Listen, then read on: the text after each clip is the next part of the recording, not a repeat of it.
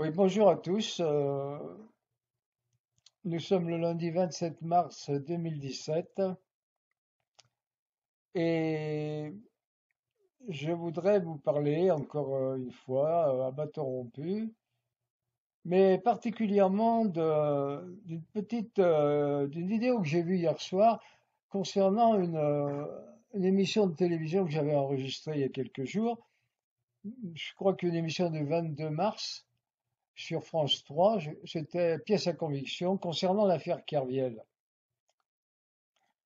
Alors ça c'est une émission qui nous parle de nouveaux éléments dans cette affaire Kerviel et qui nous montre comment cette affaire est tordue en fait et viciée au départ. En effet, je ne sais pas comment vous avez réagi vous quand on vous a appris sans rire que un trader de la Société Générale avait perdu 4 milliards 9 et sans que la Société Générale s'en soit aperçue avant. Alors bon, moi je suis pas un boursicoteur professionnel, mais bon, en mon temps, j'ai un petit peu comme beaucoup, j'ai un petit peu touché le trading à la maison, tout ça. Bon, mais je me suis un peu intéressé à ça, mais même si on s'y intéresse pas, comment vraiment croire qu'une grande banque professionnelle, une grande banque française presque mondiale comme la Société Générale puisse être tombée des nues qu'un de ses traders perde 5 milliards. Moi, c'est absolument incompréhensible et puis c'est incroyable et c'est totalement farfelu. D'ailleurs, dans l'émission, vous verrez que ça, Madame Eva Joly, juge qui s'est, je crois, occupée de cette affaire en son temps, raconte que lorsqu'on a dit ça euh, officiellement, alors que la Société Générale s'est permis de dire ça, le monde de la finance, dans le monde entier, tout le monde ça fait rire tout le monde de la finance, quoi, dans le monde entier, quoi.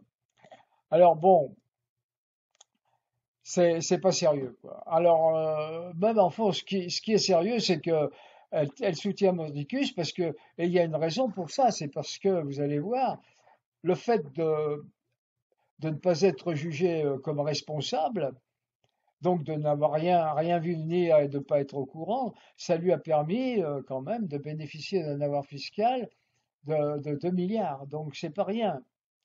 Et elle a pas du tout envie de le rembourser, quoi.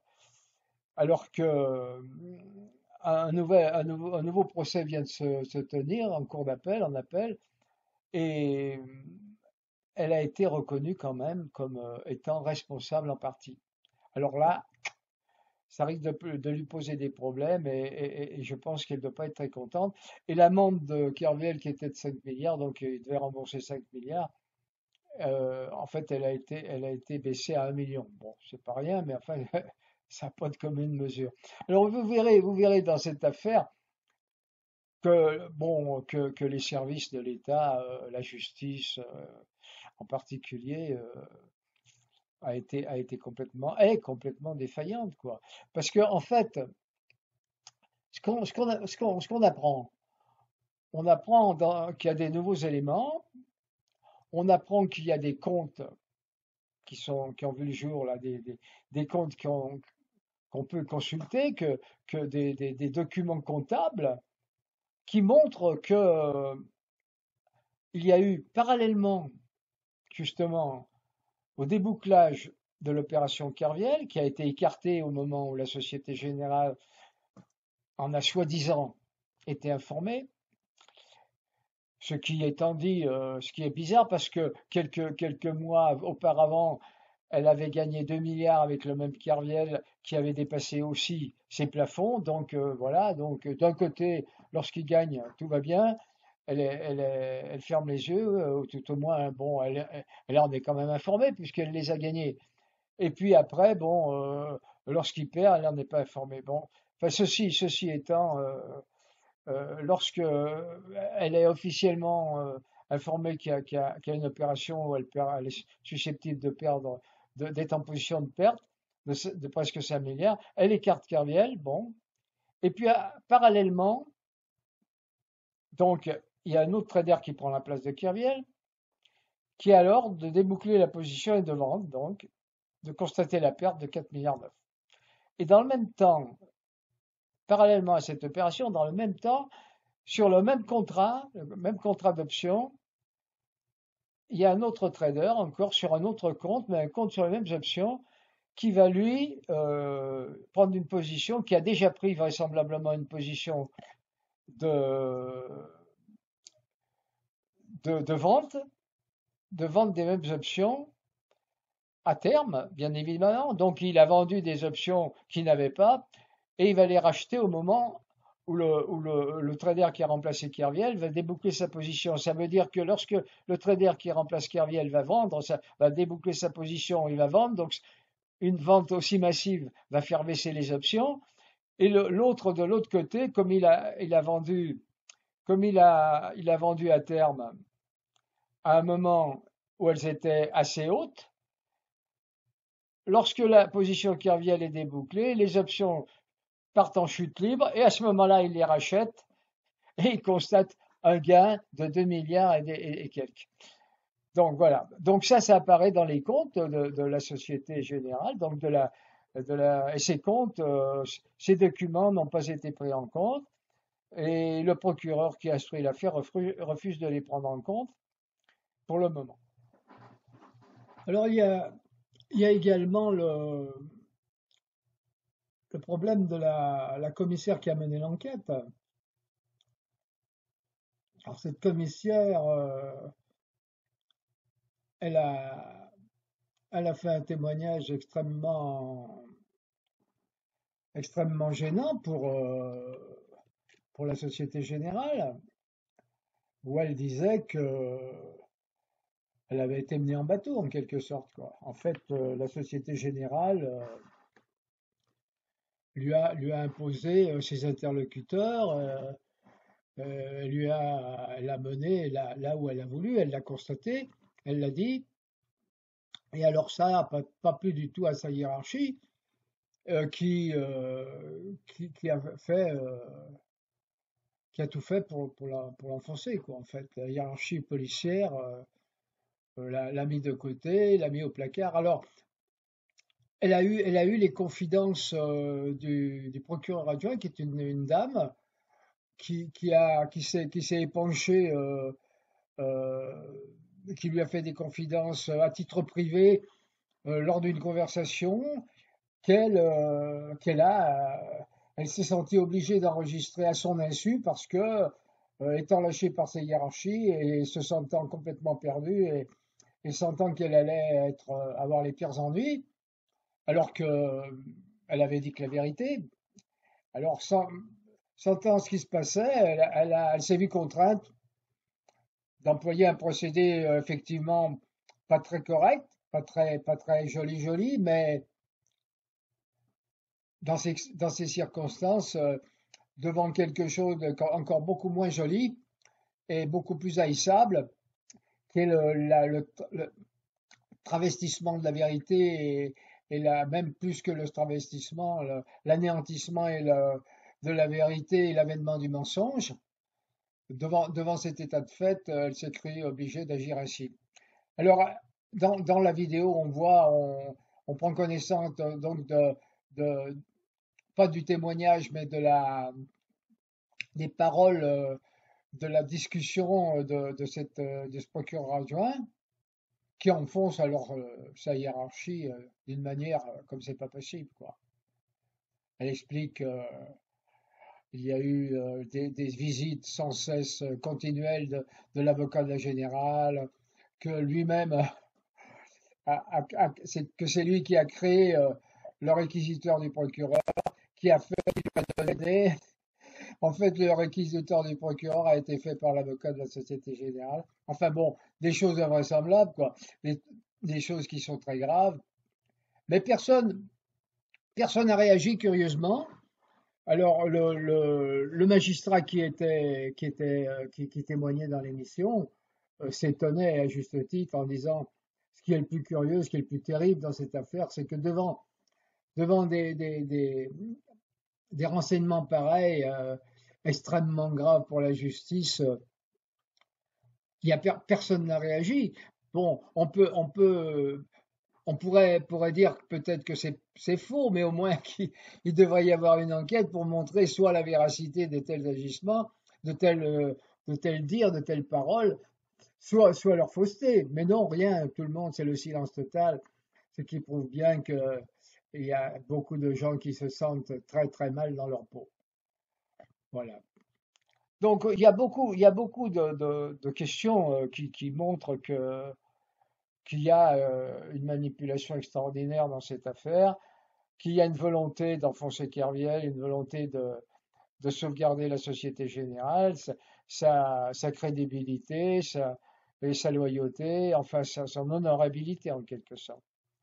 Bon, c'est une des plus grosses banques mondiales et il est évident que elle a d'autres moyens que n'a pas Kerviel. Mais enfin, Monsieur Kerviel, bon, il a été condamné, il a fait des erreurs qu'il a reconnues tout à fait. Il a, il a, il a été pris dans le système, dans la folie du jeu, dans la folie des gains. Il a voulu bien faire, mais bon, il a dépassé largement les limites. Il a été condamné, il a payé, il a purgé sa peine, ça c'est vrai. Mais il faut bien constater que il est loin d'être le seul fautif dans cette affaire. Et ce qu'on veut nous faire croire qu'il est le seul mauvais mouton noir, ça c'est vraiment difficile à avaler. Personne d'ailleurs ne l'avale, personne ne le croit. Voilà. Alors bon, qu'est-ce que ça montre cette affaire? Vous verrez si vous avez la curiosité de regarder cette émission de pièces à conviction. Bon, ça montre comme les autres affaires, comme tout ce qu'on nous montre. Ça montre que vous soyez puissants ou misérables, les jugements de cour vous feront blanc ou noir. C'est pas nouveau. Et ça montre que le système est pourri, que la justice de notre pays, heureusement, n'est pas complètement pourrie, parce que dans l'émission dont je vous parle, il y a un juge qui s'appelle Jean de Maillard, qui n'a pas peur de témoigner et qui témoigne à visage découvert et et qui est lui-même attristé de voir ce qui se passe. Voilà. Et il y a aussi un monsieur qui a été malheureusement licencié par la Société Générale, qui était patron du back-office de la FIMAT, qui était une filiale de la Société Générale, cette société est chargée de, de racheter, enfin d'approvisionner, de faire des appels de marge de la Société Générale, appels de marge qu'elle faisait régulièrement plusieurs fois par semaine, appels de marge aussi bien à la baisse, enfin en perte qu'en gain. Et ce monsieur qui s'appelle Philippe Houbet témoigne également, a témoigné à ce moment-là en faveur de Jérôme Kerviel. Enfin, il a parlé aux journalistes, il a expliqué ce qui se passait. Il a dit que c'était pas possible que la Société Générale ne soit pas au courant et ça lui a coûté sa place, son licenciement pour faute lourde.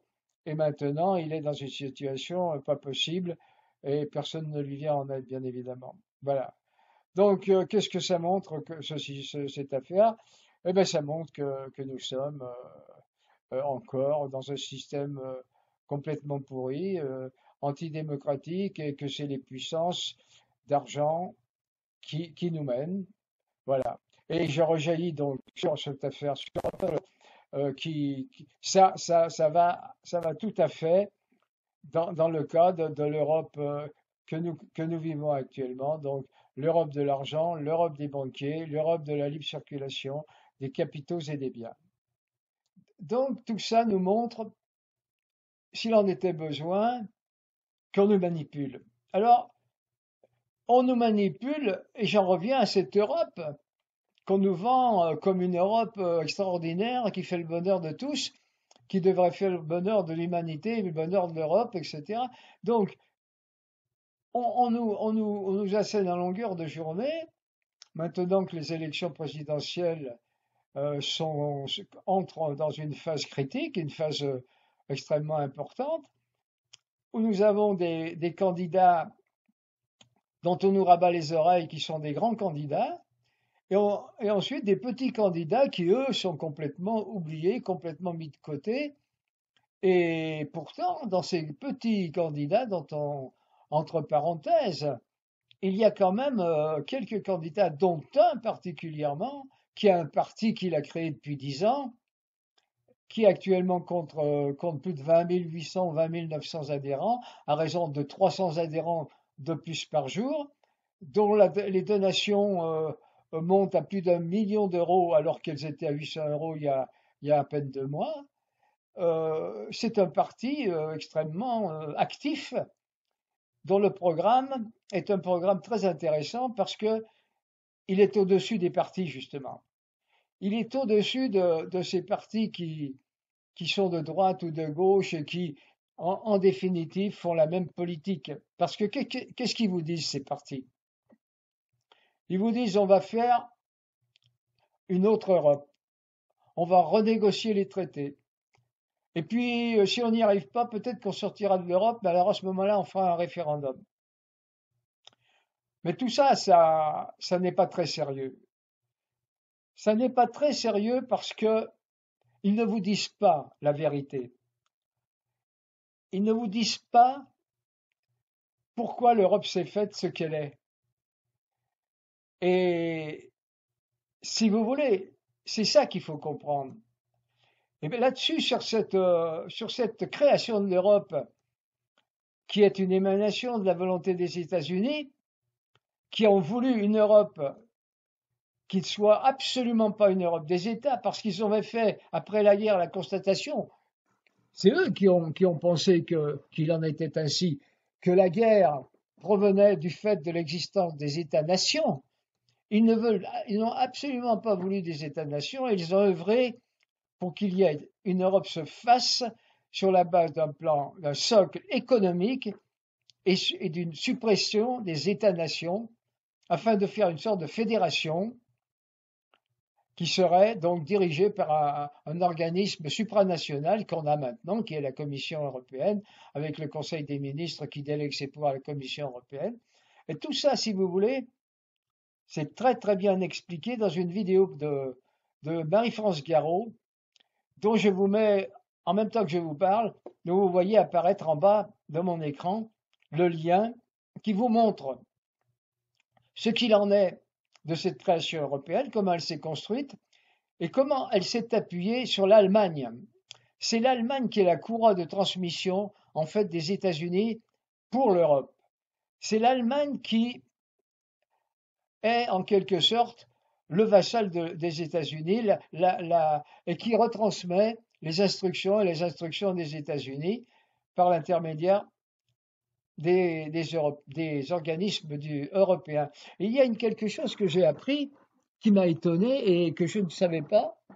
Je vais vous l'annoncer tout de go.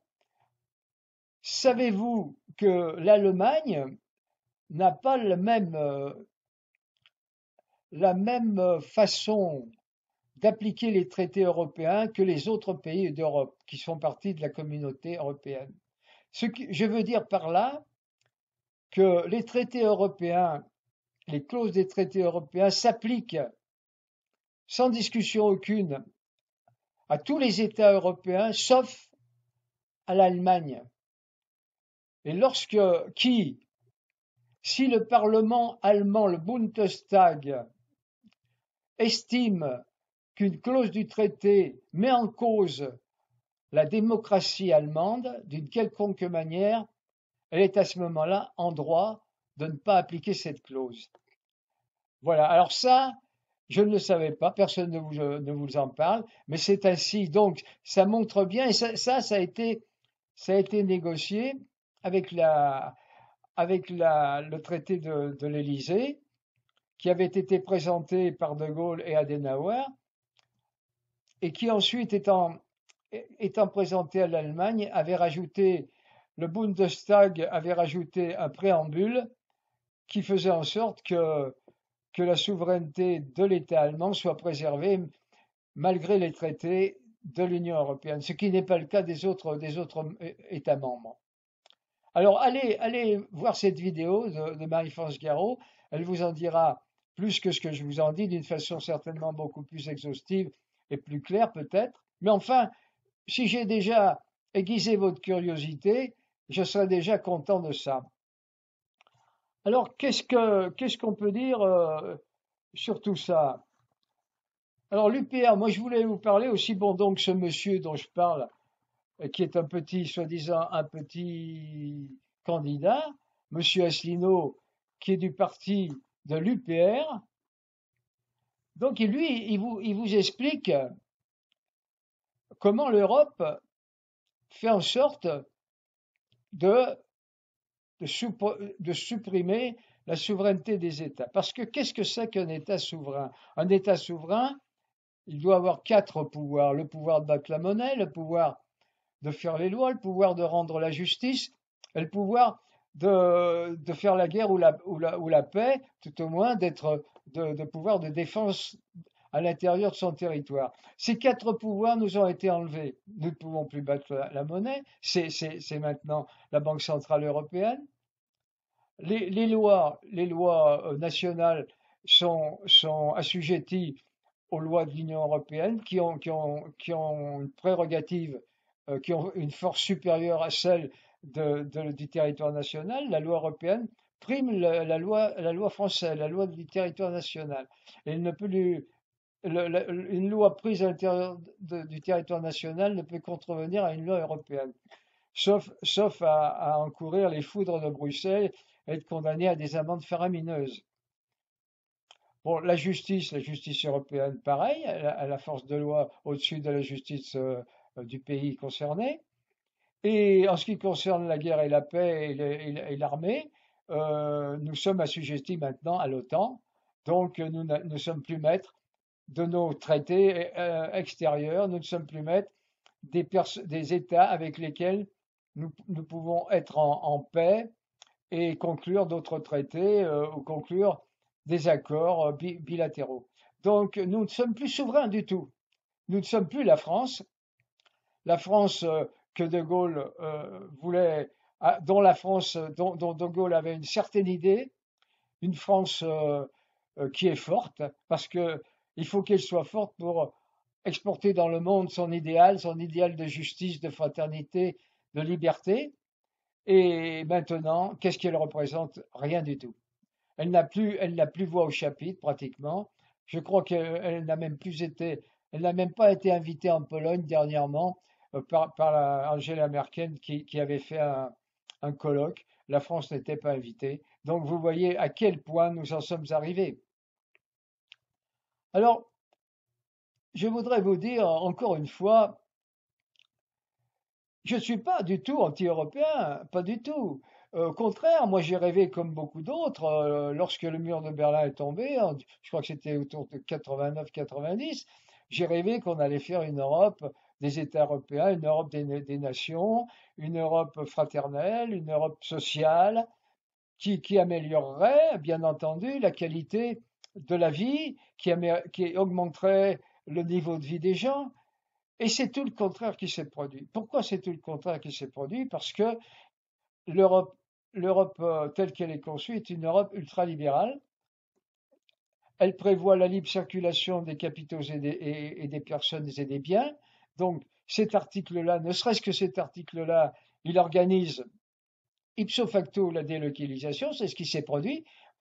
Alors l'article dit, en plus il est vicieux parce qu'il dit libre circulation des capitaux et des personnes au sein de l'Union européenne et entre l'Union européenne et les pays tiers. Alors là, voilà, donc tout est dit. Entre l'Union européenne et les pays tiers. Ce qui veut dire que, ce qui explique que nous avons la libre circulation des capitaux entre l'Union européenne et les pays tiers, ce qui permet aux entreprises de délocaliser en Chine, au Pakistan, en Inde et bien entendu au sein de l'Union européenne aussi dans les pays de l'Est, mais partout où elles le souhaitent dans les pays tiers. Voilà, les délocalisations sont expliquées et tant qu'il y aura cet article, donc tant que nous serons dans l'Union européenne, parce que il est absolument illusoire de penser qu'on pourra refaire les traités, ne serait-ce que d'un iota ou que d'une virgule. La chancelière l'a bien signifié à M. Hollande qui nous avait raconté quand il a été élu, je vais négocier les traités. Il est parti voir la chancelière qui lui a dit, Nein, allez, vous rhabillez, terminez, rentrez chez vous. Il est rentré la queue pendante entre les jambes et puis c'était terminé. Personne n'a plus rien renégocié du tout. On n'en a plus entendu parler. C'est pas sérieux tout ça. On vous balade, on nous balade. Alors il y a cet article, bien entendu, qui dit que les biens la libre circulation des biens et des personnes. Il y a plein d'autres articles aussi qui vous disent que vous allez le dumping social, les services publics, etc. Donc on vous parle des GOPÉ. Est-ce qu'on vous parle des GOPÉ? Personne ne vous en parle. Alors, monsieur Asselineau, François Asselineau, qui est président du PR, lui seul vous en parle. Les GOPÉ 2017, voilà. Alors, essayez de vous informer, qu'est-ce que les GOPÉ 2017?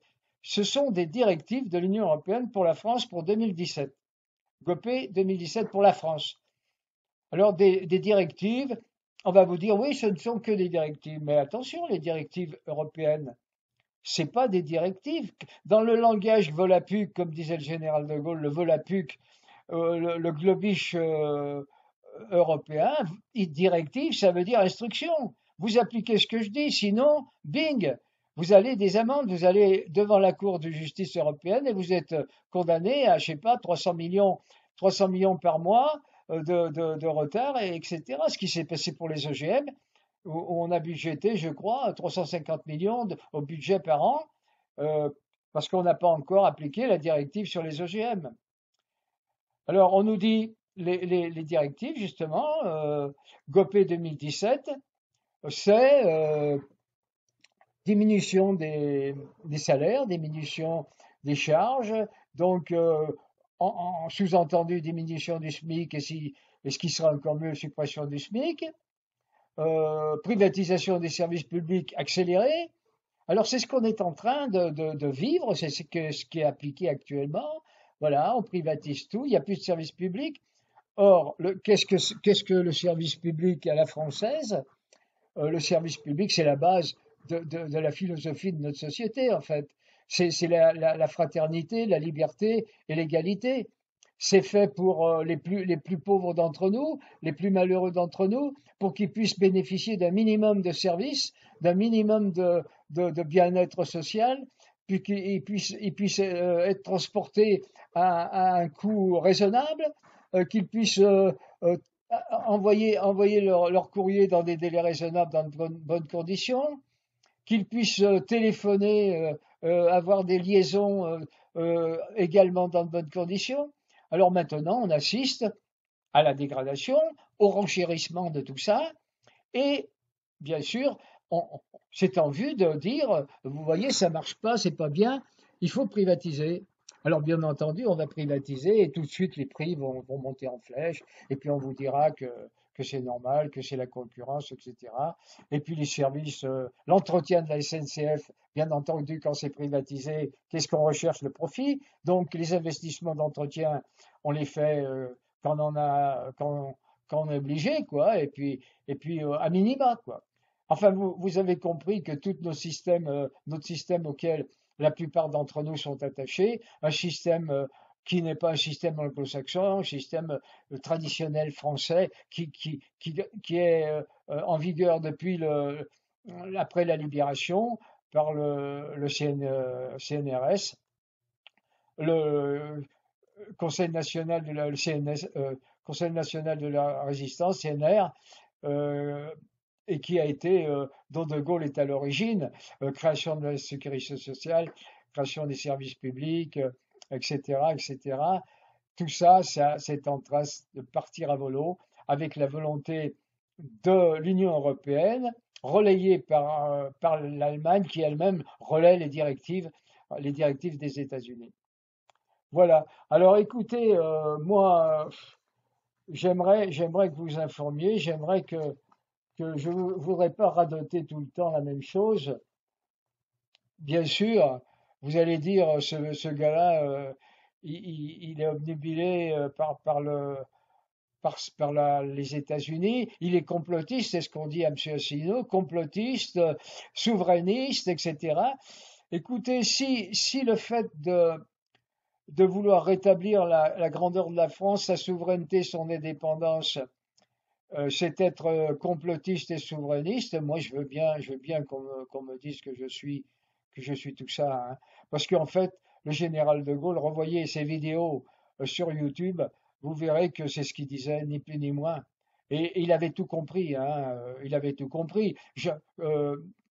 Euh, Philippe Seguin, en 92, avait également tout compris. Son discours magistral qu'il a prononcé à l'Assemblée nationale, ça vaut le coup aussi de l'écouter, de faire un effort de quelques minutes. Enfin, il dure plusieurs heures, mais vous n'êtes pas obligé de l'écouter entièrement.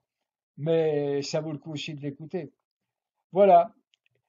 Écoutez, voilà, je vous dis merci de m'avoir écouté. Et puis, bon, bah, à bientôt sur ma chaîne si j'ai quelque chose d'autre à vous dire et quelque chose d'autre. Oh, j'aurai certainement bien d'autres choses à vous dire parce que ce ne sont pas les casseroles et les événements qui vont manquer à cette période-là.